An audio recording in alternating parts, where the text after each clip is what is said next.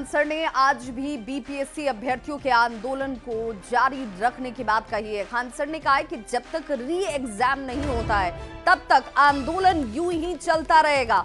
इसके अलावा उन्होंने ये भी कहा कि इस बार किसी राजनीतिक दल को छात्रों के बहाने सियासत करने का मौका नहीं मिलने वाला है।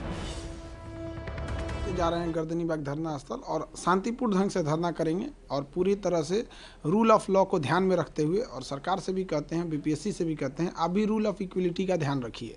और यह आंदोलन 2.0 है। इसको हम लोगों ने 2.0 नाम इसलिए दिया है क्योंकि पिछला जो आंदोलन था उसमें सरकार का आरोप था कि इसमें राजनीतिकरण हो गया है। तो अब ये आंदोलन जो हम लोग कर रहे हैं ये बिल्कुल रूप से, एकदम शुद्ध रूप से छात्रों का आंदोलन है। हम शिक्षक एक अभिभावक के रूप में उनका मार्गदर्शन कर रहे हैं कि वो लॉ एंड ऑर्डर भी मेंटेन रखे, बीच में कोई आके उनके भीड़ का गलत फायदा ना उठा ले। तो 2.0 में क्या है कि कोई राजनीतिक हस्तक्षेप हम लोग होने नहीं देंगे और यह 2.0 आंदोलन री एग्जाम लेकर ही लौटेगी। कोचिंग संचालक खान सर ने एक बार फिर से अपने पास बड़े सबूत होने के दावे को दोहराया है। साथ ही उन्होंने बीपीएससी पर धांधली करने वालों से सांठ-गांठ का भी आरोप लगाया।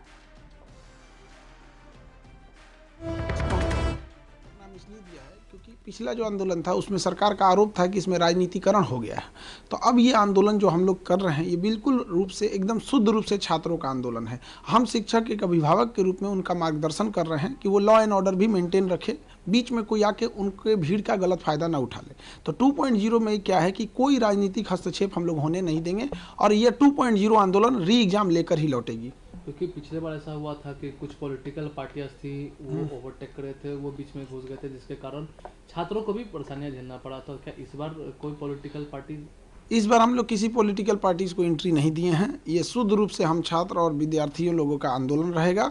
और सरकार से भी विनती करते हैं, माननीय मुख्यमंत्री नीतीश कुमार हो गए या फिर उन जो सेक्रेटरी सर हैं दीपक सर, इन दोनों लोग से विनम्र निवेदन करते हैं कि आप लोगों के सामने हम लोग हाथ जोड़ते हैं। बच्चों के भविष्य का सवाल है, री एग्जाम ले लीजिए। ये बहुत बड़े लेवल पे धांधली हुई है, इसकी जांच करा लीजिए और री एग्जाम करा लीजिए। अभी हम लोग के पास नए नए सबूत बहुत ज़्यादा मात्रा में लग रहे हैं। अभी खगड़िया और भागलपुर के सेंटर पे क्वेश्चन पे टिक लगाकर वो पास ओवर कर रहे थे। वो अब जब सीसीटीवी इंचार्ज जो था उसने इसका विरोध किया तो ज्वाइंट सेक्रेटरी कुंदन कुमार कहते हैं कि इतने बड़े एग्जाम में थोड़ा बहुत ही तो होता ही है।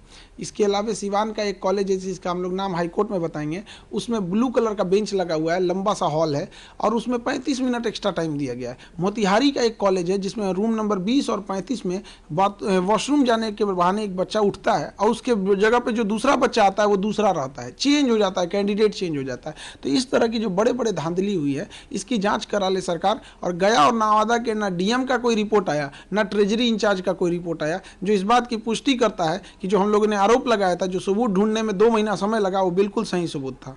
ऐसी ही मेन कल्प्रिट है। दुनिया का कौन चोर कहा है कि हम चोरी किए हैं? इस हिसाब से न्यायालय नहीं चलती है। हम लोग के पास प्रॉपर सबूत लग गया है। वो तो कहता था कि नॉर्मलाइजेशन का नोटिस भी नहीं देंगे। नोटिस दिया कि नहीं दिया? वो तो कह रहा था बापू परीक्षा परिसर वाले सब उपद्रवी हैं, दोबारा एग्जाम लिया। इतना झूठा है, कहता है कि हम नॉर्मलाइजेशन नहीं करेंगे। अब 22 सेंटर पर दोबारा एग्जाम लेकर नॉर्मलाइजेशन थोप दिया। इसका कोई, इसकी मिली भगत है सब कुछ। और बड़ी खबर मुजफ्फरपुर से, जहां प्रयागराज से